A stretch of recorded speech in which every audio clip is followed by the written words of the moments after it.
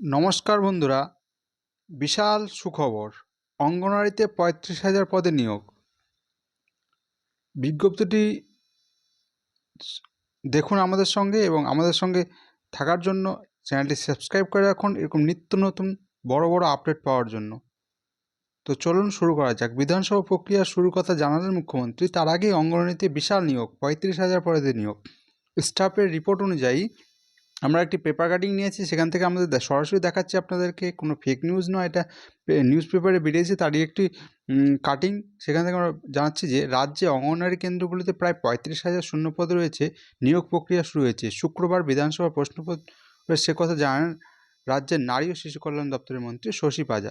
একই সঙ্গে তিনি জানান, এই বিষয়ে কেন্দ্রের নীতি বদলের কারণে নিয়োগ প্রক্রিয়া ব্যাহত হয়েছে। পরে মন্ত্রী বলেন, রাজ্যে মোট ১,১৯,৪৮১টি অঙ্গনওয়াড়ি কেন্দ্র রয়েছে। তার মধ্যে কর্মীপদ ফাঁকা রয়েছে ২১,৪৯২টি এবং সহায়িকার জন্য পদ রয়েছে ১৩,৯০৬টি। একাধিক জেলায় সেই শূন্যপদ পূরণের কাজ শুরু হয়েছে।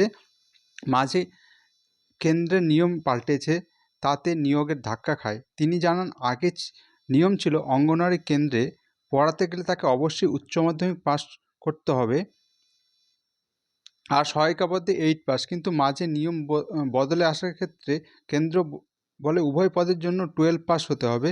তখন প্রশ্ন ওঠে, যিনি রান্না করবেন তিনিও যদি 12 পাস করেন, আর যিনি পড়াবেন তিনিও যদি 12 পাস করেন, তার শিক্ষাগত যোগ্যতা একই কী করে হয়?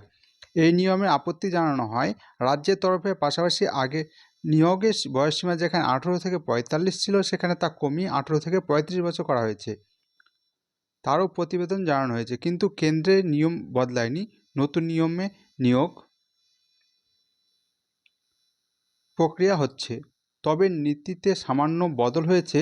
জানানো হয়েছে, সহায়িকা পদে যারা কর্মরত রয়েছেন তাদের 10 বছরের চাকরির মেয়াদ হয়ে গেলে তাদের কর্মী পদের কাজে যোগ দিতে পারবেন। একই সঙ্গে কেন্দ্রের বিরুদ্ধে উদাসীনতার অভিযোগে তোলেন মন্ত্রী। জানান, মিড ডে মিল টাকা 2017 সাল থেকে বাড়ায়নি কেন্দ্র। এখনও সেই 8 থেকে 12,000 টাকার মধ্যেই তা ঘোরাফেরা করছে। এদিকে বিপর্যয় মোকাবিলার ক্ষেত্রে কেন্দ্রীয় বাঞ্ছনার অভিযোগ তোলে রাজ্যের বিপর্যয় মোকাবিলা তরফে মন্ত্রী জাভেদ খান। বিধানসভা প্রশ্নোত্তর পর্বে সে কথা তিনি জানান। পাশাপাশি তথ্য দিয়ে তিনি বলেন যে 2023 সালে 31শে অক্টোবর পর্যন্ত প্রাকৃতিক বিপর্যয়ে রাজ্যে 1260 জন মৃত্যু হয়েছে। তার মধ্যে 1104 জন ইতিমধ্যে ক্ষতিপূরণ দিয়েছে রাজ্য। তো রাজ্যে মোট ১,১৯,৪৮১টি অঙ্গনওয়াড়ি কেন্দ্র রয়েছে, যার মধ্যে কর্মীপদ ফাঁকা রয়েছে ২১,৪৯২টি এবং সহায়িকা পদ ফাঁকা রয়েছে ১৩,৯০৬টি। অর্থাৎ টোটাল প্রায় ৩৫,০০০ মতো পদ ফাঁকা রয়েছে।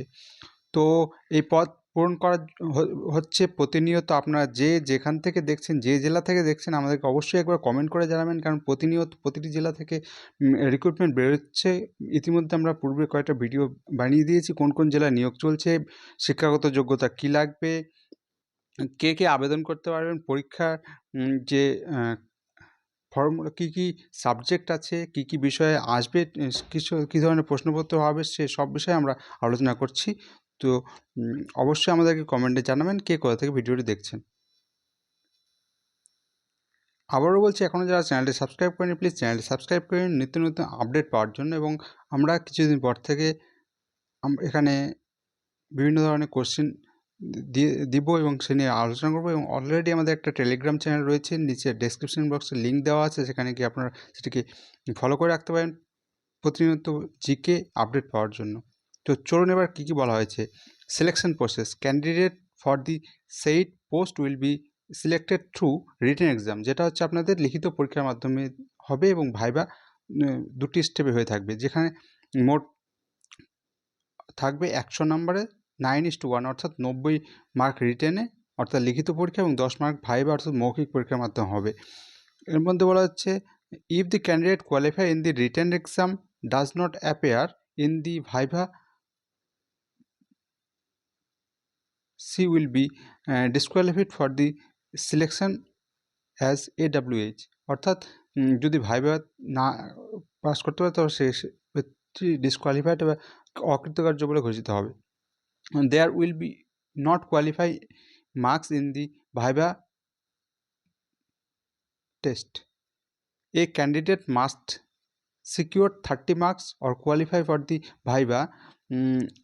যদি সে 30 মার্ক পেয়ে থাকে তবেই সে কোয়ালিফাই অর্থাৎ পাস বলে ঘোষিত হবে। Take decision to call the candidate for viva 1:5 ratio, অর্থাৎ 1:5 এখানে ইয়ে করা হবে। তবে এখানে বলা আছে এক্সাম সিলেবাস রিটেন এক্সাম হবে। তার মধ্যে এখানে বলা হয়েছে ক্লাস 8 স্ট্যান্ডার্ডে ক্লাস 8-এর যে পাঠ্য বিষয় আছে সেই বিষয়ের মধ্যে যে কোনো একটা নিজস্ব মাতৃভাষায় অর্থাৎ বাংলাতে 150 ওয়ার্ডের মধ্যে একটা এসে মানে গল্প ধরনের লিখতে হবে, যেটির মধ্যে 15 মার্ক রয়েছে।